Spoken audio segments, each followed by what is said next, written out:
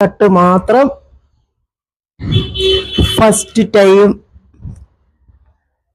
Paint അടിച്ചു. ഇനി ഇതിൻ്റെ ബോഡിയെല്ലാം പെയിന്റ് അടിക്കണം. അപ്പോൾ ഓരോന്നോരോന്ന് മാറ്റിയിട്ട് സുദർശൻ ഇങ്ങനെ പെയിന്റ് അടിച്ചുകൊണ്ടേയിരിക്കുന്നു. ഓക്കെ, അപ്പം പെയിന്റ് അടി 2ാം ദിവസം. അപ്പം ഈ അലമാരി എനിക്ക് ഇവിടെ നിന്ന് മാറ്റണം. അപ്പം അതിനു വേണ്ടി എൻ്റെ സാരികളും ബ്ലൗസ് എൻ്റെ തുണികളൊക്കെ ഞാൻ ഈ അലമാരിയിൽ നിന്ന് മാറ്റിയിട്ട് അവർക്ക് അലമാര മാറ്റാനുള്ള അവസരം എടുത്തു കൊടുക്കുക. ഓക്കെ, അപ്പോൾ അലമാരിയിൽ നിന്ന് ഇത്രയും തുണി ഞാൻ മാറ്റി കൊടുത്തു. തുണികൾ മാറ്റി ഞാൻ ഇവിടെ കട്ടിലോട്ട് അറേഞ്ച് ചെയ്ത് വെച്ചു. ഇനി ഇത് നല്ലതായിട്ട് ഞാനൊന്ന് തുണി വെച്ച് മൂടിയിടും. ഇത്രയും തുണി ഞാൻ മാറ്റി, എന്താ വെച്ചാൽ അവർക്ക് പെയിൻറ്റ് ചെയ്യാൻ വേണ്ടി അലമാരി മാറ്റണം.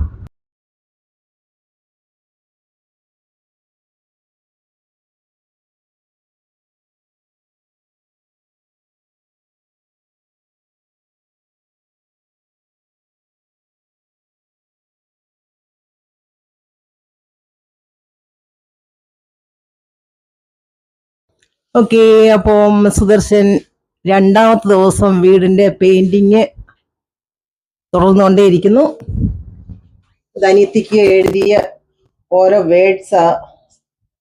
ഇതെല്ലാം ഇനി മറച്ച് പുതിയ കളർ ഇവിടെ ഇടാൻ പോവുക.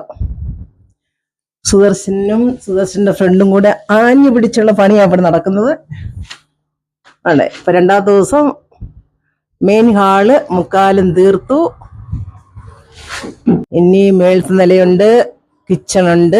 അപ്പം ജോലികൾ ഇങ്ങനെ നടന്നുകൊണ്ടേയിരിക്കുന്നു. ഓക്കെ, അങ്ങനെ നമ്മുടെ മുറികളുടെ പെയിന്റിങ് ഏകദേശമൊക്കെ താഴത്തെ നില കവർ ചെയ്തിരിക്കുന്നു. സുദർശനും ഫ്രണ്ടും കൂടി നമ്മുടെ റൂമുകളൊക്കെ നല്ല വൃത്തിയാക്കിയിരിക്കുന്നു. ഇനി നമുക്ക് നമ്മുടെ സാധനങ്ങളെല്ലാം വീണ്ടും യഥാസ്ഥാനത്ത് തന്നെ വെക്കാവുന്നതാണ്. ഓക്കെ, അപ്പൊ നല്ലതായിട്ട് നമുക്ക് സുദർശൻ പണി ചെയ്ത് തന്നിട്ടുണ്ട്.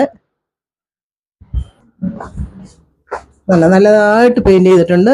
ഇതിപ്പോ